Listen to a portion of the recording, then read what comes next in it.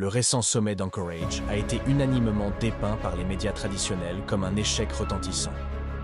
Cette lecture superficielle a occulté la véritable portée de cet événement diplomatique majeur. Pourtant, loin d'être une simple rencontre ratée, il s'est avéré être un moment géopolitique d'une importance capitale. Il a profondément remodelé les dynamiques de pouvoir à l'échelle mondiale. Ce tournant a révélé des fractures longtemps ignorées entre les grandes puissances. Il a également ouvert la voie à de nouvelles alliances stratégiques, redéfinissant les équilibres régionaux. Derrière les déclarations officielles et les postures publiques, ce sommet fut une chorégraphie diplomatique orchestrée avec une précision chirurgicale. Il était riche en symboles et en signaux. Chaque geste, chaque mot prononcé semblait calculé pour envoyer un message subtil aux observateurs avertis. Même les silences entre les dirigeants parlaient parfois plus fort que les discours eux-mêmes.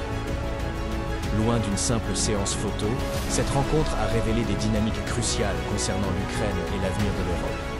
Ses implications sont profondes et durables. Elle a mis en lumière les divergences stratégiques entre les alliés occidentaux.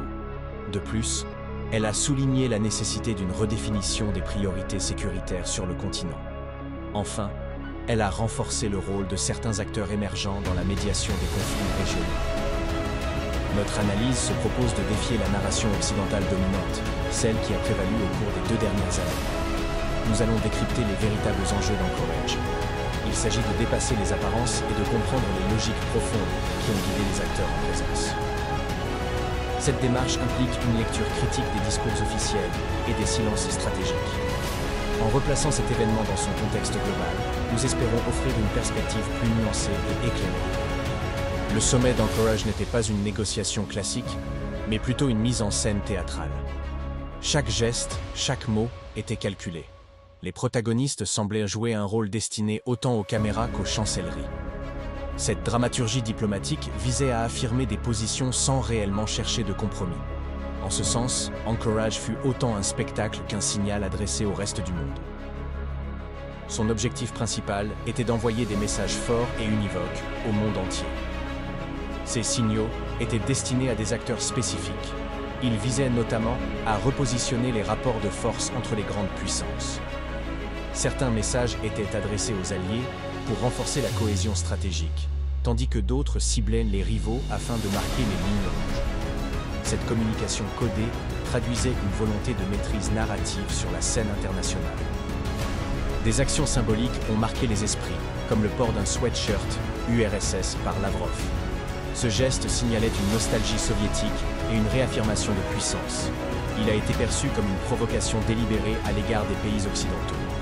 Ce choix vestimentaire, loin d'être anodin, traduisait une volonté de revendiquer une continuité historique. Il a également renforcé le discours de défiance envers l'ordre international post-guerre froide. Poutine, de son côté, a honoré des tombes de guerre américaines. Ce geste de bonne foi visait à déstabiliser les observateurs et à brouiller les pistes. Il s'inscrivait dans une stratégie de communication paradoxale, mêlant respect apparent et calcul politique. En rendant hommage à des soldats ennemis historiques, il cherchait à projeter une image de leader pragmatique et ouvert au dialogue. Ce geste ambigu a suscité des interprétations contrastées, révélant les tensions sous-jacentes du sommet. L'absence notable de l'Ukraine et de l'Union européenne fut assourdissante. Elle soulignait leur isolement diplomatique et leur exclusion des discussions clés. Ce silence institutionnalisé traduisait une marginalisation inquiétante dans les processus décisionnels majeurs. Il révélait également un déséquilibre dans la représentation des intérêts européens sur la scène internationale. Cette mise à l'écart pourrait avoir des répercussions durables sur leur crédibilité et leur capacité d'influence. La réaction occidentale fut celle d'une panique manifeste, notamment au sein des réseaux pro-ukrainiens et des comptes NAFO. Leur désarroi était palpable. Les messages se sont multipliés, oscillant entre indignation et tentative de minimisation. Cette agitation numérique traduisait une perte de contrôle sur le récit dominant. Elle a également mis en lumière les failles de la stratégie de communication occidentale face à une diplomatie plus agressive et théâtralisée. Les médias se sont contredits et les commentateurs se sont lancés dans des théories du complot. Cette dissonance cognitive révélait un profond malaise. Elle traduisait une incapacité à interpréter clairement les signaux envoyés lors du sommet. Ce flou médiatique a nourri la confusion du public et affaibli la crédibilité des analyses traditionnelles. En définitive, il a mis en lumière la vulnérabilité des récits dominants face à des stratégies de communication non conventionnelles. L'Occident a été pris au dépourvu, ayant été bercé par ses propres récits fallacieux. Il s'était convaincu de la faiblesse intrinsèque de la Russie. Cette surestimation de ses propres leviers d'influence a conduit à une lecture biaisée des rapports de force. En négligeant les signaux de résilience et d'adaptation russes, il a sous-estimé la capacité de Moscou à rebattre les cartes diplomatiques. Ce réveil brutal a provoqué une remise en question des paradigmes stratégiques jusque-là dominants. Le sommet s'est déroulé dans un contexte militaire désastreux pour l'Ukraine. La situation sur le terrain était critique et se dégradait rapidement. Les forces ukrainiennes, épuisées par des mois de combats intensifs, peinaient à contenir les avancées russes. Les appels à l'aide se multipliaient, mais les réponses restaient timides et fragmentées. Ce climat d'urgence a jeté une ombre sur les discussions diplomatiques, révélant les limites de la solidarité internationale. L'armée russe progressait à un rythme soutenu, menaçant d'encercler des troupes ukrainiennes entières. La pression était immense. Les lignes de défense ukrainiennes, déjà fragilisées, risquaient de s'effondrer sous l'effet des assauts répétés. Les commandants sur le terrain faisaient face à des choix tactiques cruciaux, souvent dans l'urgence et avec des moyens limités. Chaque heure qui passait réduisait les marges de manœuvre, accentuant le sentiment d'une course contre la montre. Les saillants ukrainiens se sont révélés être des pièges stratégiques. Des villes clés comme Konstantinivka, Pokrovsk et Sloviansk étaient sous menace directe. Leur position avancée, initialement perçue comme un avantage, s'est transformée en vulnérabilité face à l'encerclement russe. Les lignes de ravitaillement devenaient de plus en plus précaires, compliquant le soutien logistique et les évacuations. La chute éventuelle de ces bastions pourrait ouvrir la voie à une percée majeure vers le cœur du Donbass. Des généraux ukrainiens ont admis en privé que la situation était intenable. Leurs aveux soulignaient l'ampleur de la déroute. Ces confidences, bien que discrètes, reflétaient une perte de confiance dans la capacité à inverser le cours des événements. Les plans de contre-offensive semblaient de plus en plus théoriques face à la réalité du terrain. Ce constat alarmant renforçait les appels à une réévaluation stratégique urgente au sein du commandement ukrainien. Le sommet a ainsi formalisé un équilibre des pouvoirs militaires déjà établis sur le terrain. La diplomatie a entériné la réalité du champ de bataille. Les déclarations officielles, empreintes de prudence, masquaient à peine le recul stratégique de l'Ukraine. Les alliés occidentaux, bien que solidaires en parole, semblaient résignés à une nouvelle configuration régionale. Ce tournant diplomatique marquait la fin d'une phase d'illusion et le début d'un réalisme imposé par les faits. Trump, de son côté, n'était pas sans faiblesse.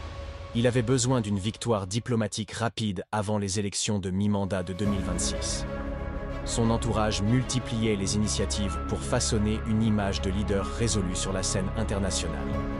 Les négociations en coulisses visaient autant à stabiliser les fronts qu'à marquer des points dans l'opinion publique. Cette pression électorale influençait ses choix stratégiques, parfois au détriment d'une vision à long terme. Les sanctions secondaires représentaient un risque majeur pour les États-Unis. Elles pouvaient enrichir la Russie et déclencher une inflation mondiale. En ciblant des pays tiers, Washington risquait de fracturer des alliances économiques déjà fragilisées. De nombreux partenaires commerciaux redoutèrent des représailles, ce qui compliquait la coordination internationale. Une mauvaise gestion de ces mesures pouvait affaiblir la crédibilité américaine et accentuer les tensions sur les marchés globaux. Les États-Unis avaient épuisé leur stock d'armes et ne pouvaient s'engager dans un conflit direct. Leur capacité d'intervention était limitée. La convocation de Zelensky à Washington fut la preuve de l'équilibre des pouvoirs. La convocation de Zelensky à Washington fut la preuve de l'équilibre des pouvoirs favorables à Moscou. Elle signifiait une solution imposée. Ce déplacement, loin d'être une initiative volontaire, traduisait une pression diplomatique croissante sur Kiev. Les marges de négociation s'étaient réduites à mesure que les revers militaires s'accumulaient. Dans les coulisses, les discussions reflétaient davantage une tentative de sauvetage politique qu'un véritable dialogue entre égaux favorable à Moscou. Elle signifiait une solution imposée.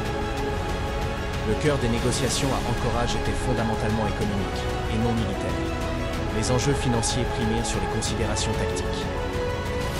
Le sous-sol russe recèle des ressources colossales, estimées entre 55 et 100 000 milliards de dollars.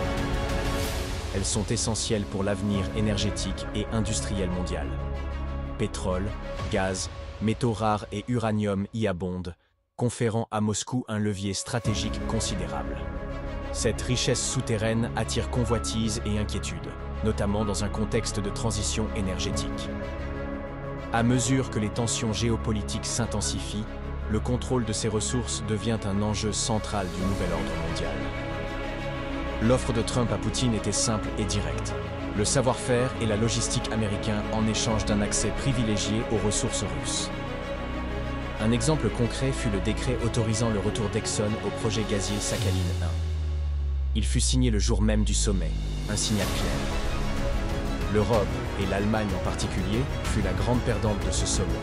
Son complexe militaro-industriel a été durement touché. L'action de Rheinmetall a chuté de 8% après l'annonce du sommet. Ce fut un signal fort de l'arrêt de la machine de guerre européenne. Le sommet d'Anchorage a concrétisé la doctrine de paix par la force de Trump. Il a ouvert la voie à un scénario de Yalta 2.0. Ce sommet est une étude de cas exemplaire en réalpolitik. Il démontre la primauté des intérêts nationaux sur les idéologies. La Russie a fait preuve d'une antifragilité remarquable face aux pressions. Elle a su transformer les adversités en opportunités stratégiques. Les sanctions, loin de l'affaiblir durablement, ont stimulé des dynamiques d'autosuffisance et de réorientation économique. Moscou a consolidé ses partenariats avec des puissances émergentes, contournant les circuits occidentaux. Cette capacité d'adaptation a renforcé sa résilience et redéfini son rôle dans l'équilibre global. Trump, quant à lui, a utilisé une forme de soft power économique. Il a privilégié les accords commerciaux aux confrontations directes. L'Union européenne et l'Ukraine se retrouvent isolées et exclues des discussions. Leur destin est décidé sans leur participation directe. Anchorage restera un moment charnière, révélant les véritables rapports de force mondiaux. Il a redéfini les contours de l'ordre international.